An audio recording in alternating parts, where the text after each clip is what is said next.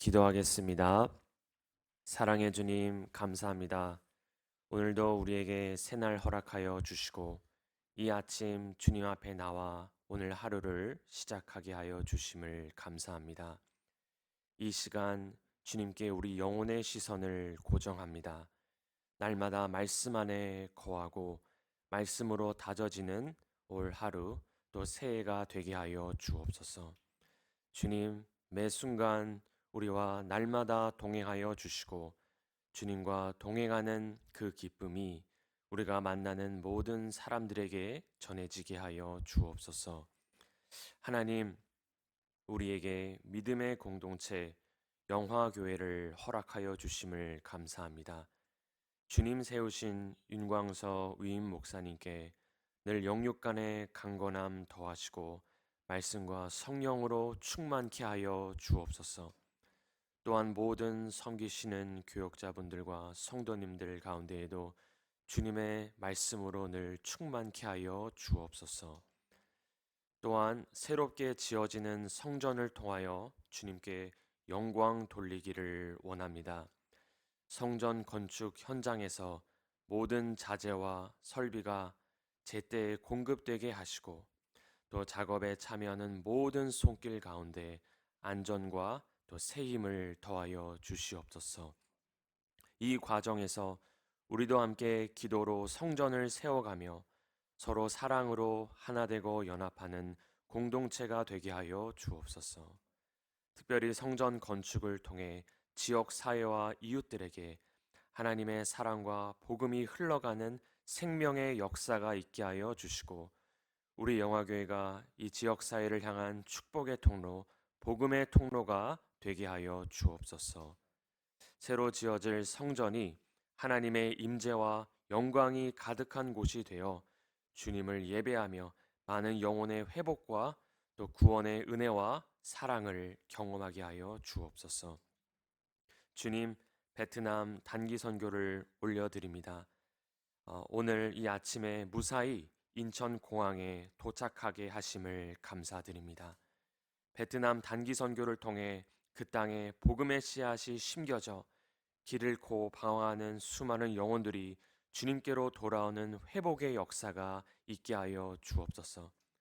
또 단기 선교팀 또 오늘 한국에서 시차와 모든 생활 다시 새롭게 잘 적응할 수 있도록 주님 동행하여 주옵소서. 하나님, 우리 다음 세대를 주님께 올려드립니다. 우리 자녀들과 손자, 손녀들을 구별하여 드리기를 원합니다.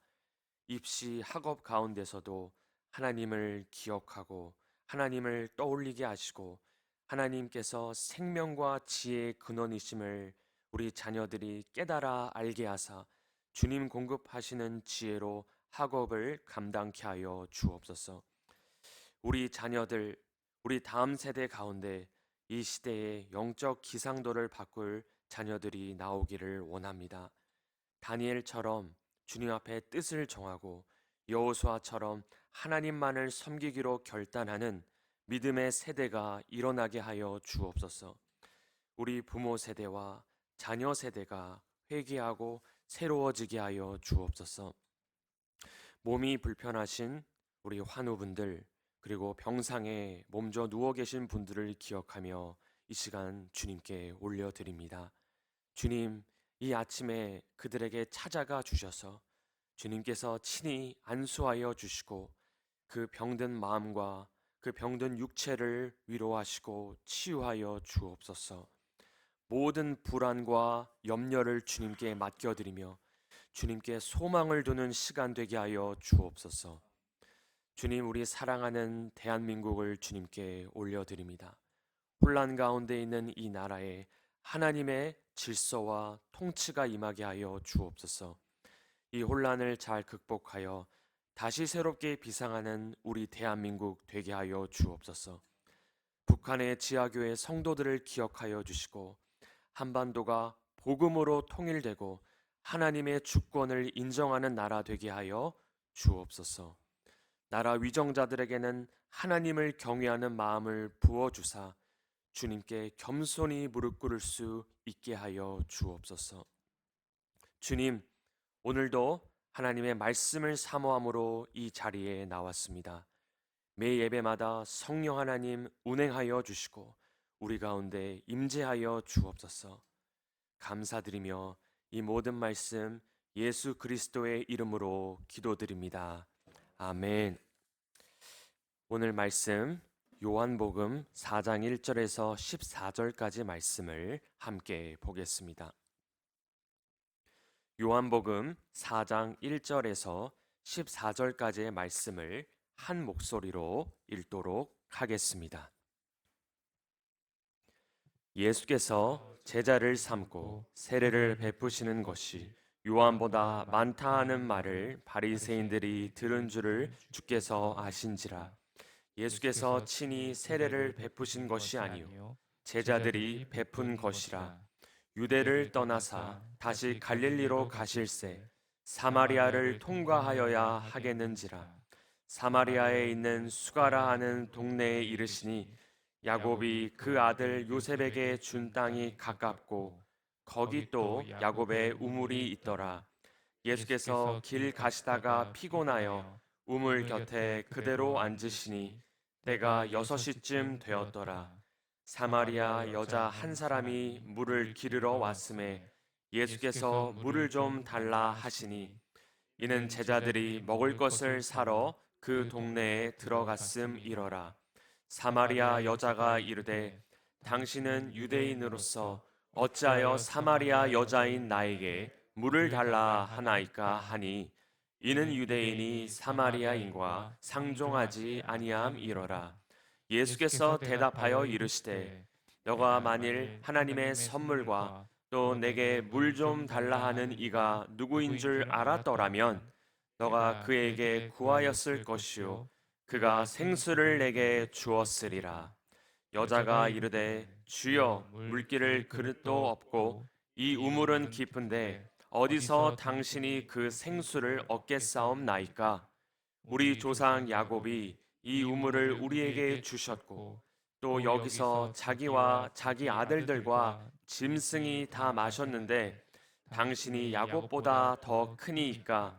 예수께서 대답하여 이르시되 이 물을 마시는 자마다 다시 목마르려니와 내가 주는 물을 마시는 자는 영원히 목마르지 아니하리니 내가 주는 물은 그 속에서 영생하도록 솟아나는 샘물이 되리라. 아멘. 오늘 말씀은 예수님과 사마리아 여인의 만남을 다루고 있습니다. 이 유대인들은 역사적으로 사마리아 사람들과 상종하지 않았기 때문에 유대인인 예수님과 사마리아 여인의 만남은 소위 금지된 만남이었습니다.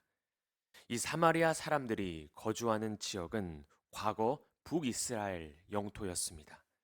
북이스라엘은 과거 아수르에 의해 멸망당하여 이방 민족과의 결혼을 통해 혼혈족이 되었습니다.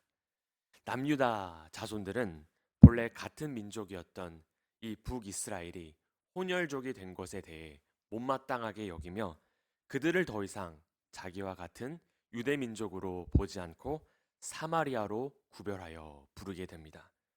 더 나아가 이 유대인들은 사마리아 사람을 부정한 개로 취급을 했습니다.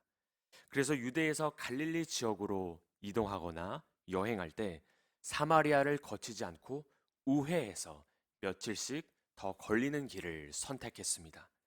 이 사마리아 사람의 이야기는 누가복음에도 나오는데요. 어떤 사람이 강도 만나 모든 것을 빼앗기고 거의 죽은 자처럼 되었을 때 한 제사장이 그를 보고 피하여 지나가고 한 레위인도 그를 보고 피하여 지나가지만 사마리아 사람은 그를 보고 불쌍히 여겨 그를 돌봐줍니다. 여기서 예수님은 누가 강도 만난 자의 이웃이 되겠느냐라고 질문했을 때 그것을 들은 율법 교사는 사마리아 사람이라 대답하지 않고 자비를 베푼 자니이다라고 대답을 합니다. 이 유대 율법 학자는 당시 부정한 족속이라 여기는 이 사마리아 사람을 차마 자기 입으로 칭찬하기가 거북했던 것입니다. 예수님은 이러한 역사적인 배경을 알고 계셨지만 그리고 예수님 자신도 남유다 자손의 출신인 소위 정통 유대인이셨지만 사마리아를 굳이 통과하여 갈릴리로 가시겠다고 결단을 내리십니다.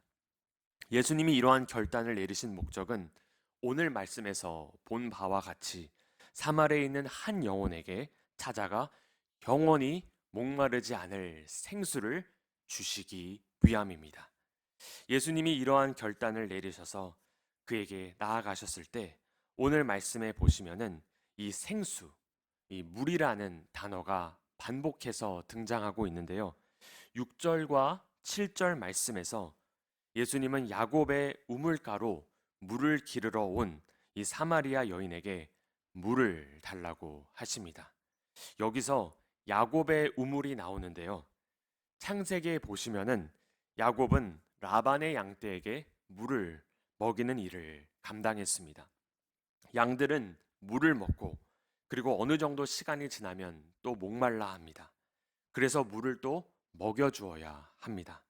그러나 14절 말씀에서 예수님은 내가 주는 물을 마시는 자는 영원히 목마르지 아니하리니 내가 주는 물은 그 속에서 영생하도록 솟아나는 샘물이 되리라 라고 말씀하십니다.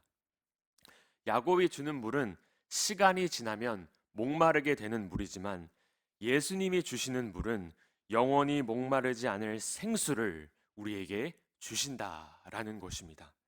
그 생수는 우리가 마시는 삼다수가 아닌 생명이신 예수님 자체이십니다.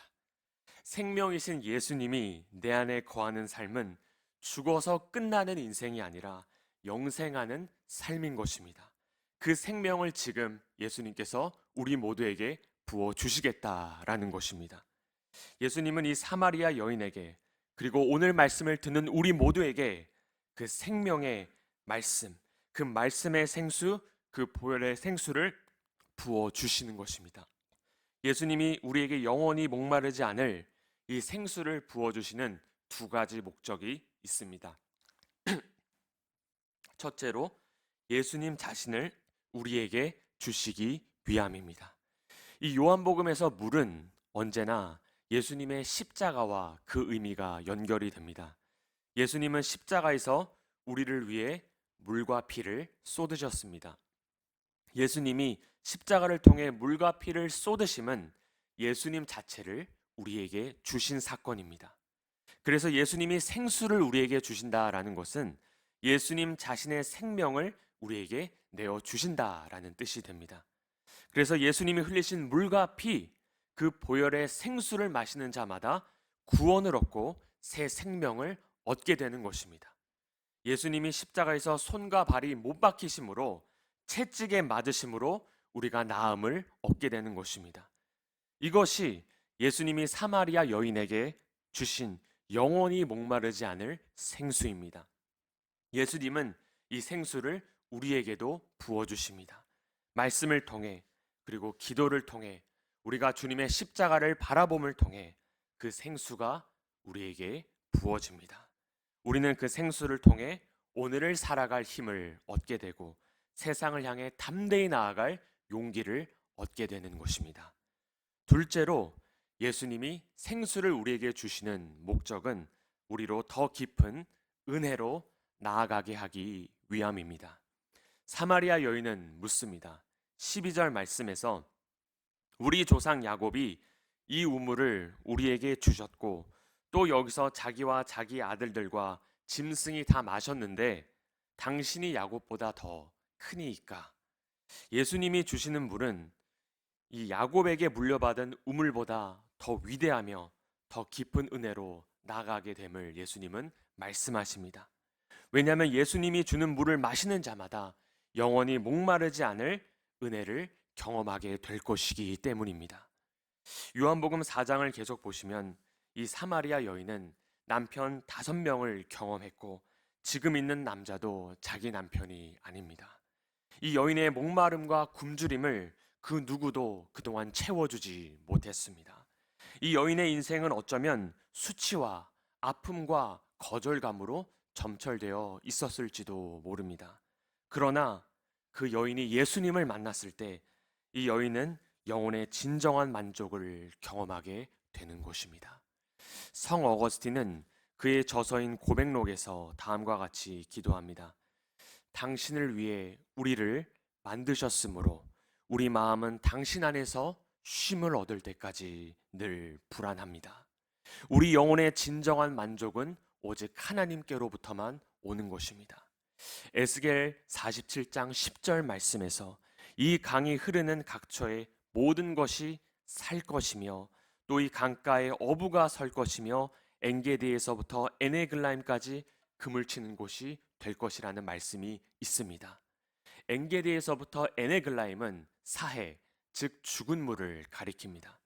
내 인생이 마치 사해처럼 엔게디에서부터 에네글라임까지 사람들이 너는 죽은 물이라고 선언하는 그 자리에서 주님은 어부가 서게 할 것이고 수많은 물고기를 잡게 하실 것이라는 약속을 주시는 것입니다.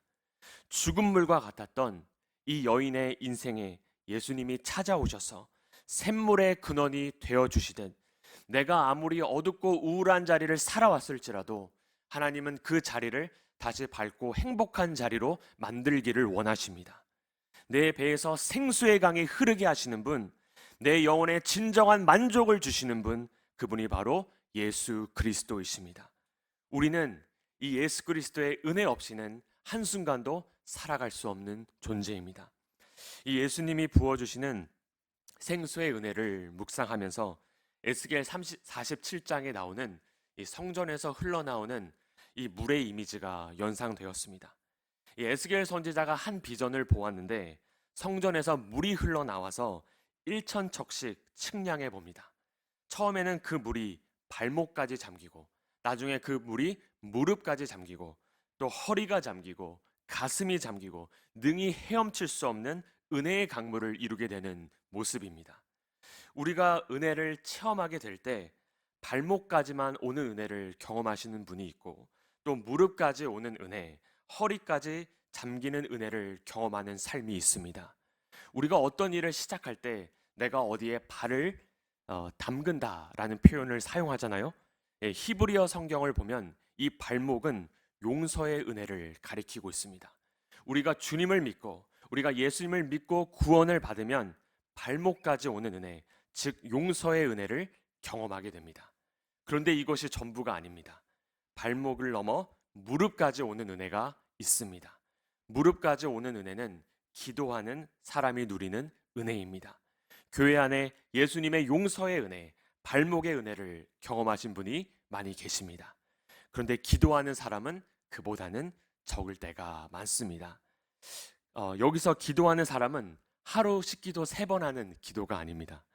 인생의 선택 앞에서 늘 주님께 여쭙고 묻고 분별하는 사람입니다. 기도하는 사람은 인생 마음대로 살지 않고 하나님을 의식하며 삽니다. 그런데 우리가 발목과 무릎을 넘어 더 올라가야 합니다. 허리까지 잠기는 은혜가 있습니다. 허리는 내 인생의 중심입니다. 우리 인생의 중심이 하나님의 은혜의 영향력 아래 들어가야 됩니다. 이런 분들은 인생의 계획 함부로 세우지 않습니다. 시간의 중심과 물질의 중심이 하나님께 있습니다. 그런데 더 올라가야 합니다. 가슴까지 잠기는 은혜가 있습니다. 가슴까지 잠기는 은혜는 늘 감사하는 삶입니다. 그 마음과 입술에 감사의 언어가 터져 나옵니다. 네, 더 올라가야 합니다. 어디까지 올라가야 될까요? 네, 우리 입이 잠겨야 합니다. 네, 발목 잠긴 사람이 많고요. 무릎 잠긴 사람도 있습니다. 네, 허리와 가슴까지도 조금 있습니다. 그런데 입이 잠기는 경우는 굉장히 어렵습니다. 근데 여기가 잠겨야 합니다. 그리고 여기를 넘어서 어디까지 더 올라가야 될까요? 우리 눈과 귀까지 더 올라가야 합니다. 예, 모든 범죄가 우리 눈에서 시작합니다. 우리가 다른 사람을 판단하고 다른 사람을 무시하고 다른 사람을 노려보고 우리가 눈으로 범죄할 때가 많습니까? 적습니까? 예, 많을 수 있다라는 것입니다. 내가 무엇을 보느냐, 내가 무엇을 듣느냐, 그것이 하나님께 점령되어야 합니다. 마지막으로 잠겨야 되는 부분이 우리의 머리입니다. 여러분, 우리 머리가 잠기면 어떻게 될까요? 네, 죽습니다. 십자가에 못 박혀 주님과 함께 죽는 것입니다. 사도 바울은 고백합니다. 내가 그리스도와 함께 십자가에 못 박혔나니 그런즉 이제는 내가 사는 것이 아니요 오직 내 안에 그리스도께서 사시는 것이라. 십자가 죽음과 함께 우리는 주님과 부활 승리를 경험하게 될 줄로 믿습니다. 주님의 은혜를 사모하며 그 더 깊은 은혜로 나아가게 되시기를 축복합니다.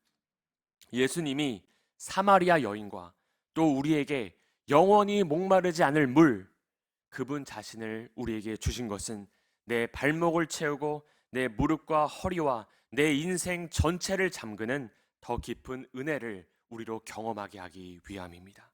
그 샘물의 근원이신 예수 그리스도로 충만한 오늘 하루가 되시기를 축복합니다. 함께 기도하겠습니다. 사랑의 주님, 유대인들이 금기시하던 그 사마리아를 통과하여 가시기로 결단하시고 사마리아 여인을 만나 주셔서 그 인생의 가치와 생명이 되어 주신 것처럼 오늘 이 아침에 우리에게도 찾아와 우리 인생의 가치와 생명이 되어 주시옵소서. 우리 인생의 유일한 소망 되시는 하나님의 말씀을 오늘 이 아침에 붙잡습니다. 오늘 하루 또 우리 일평생에 샘물의 근원이신 생수의 근원이신 예수 그리스도로 충만케 하사 영원히 목마르지 않을 주님의 생수로 우리 한 분 한 분의 심령을 채워 주시옵소서. 그래서 우리가 만나는 모든 사람들에게 그 생명을 흘러보내는 사랑의 통로, 축복의 통로가 되게 하여 주옵소서.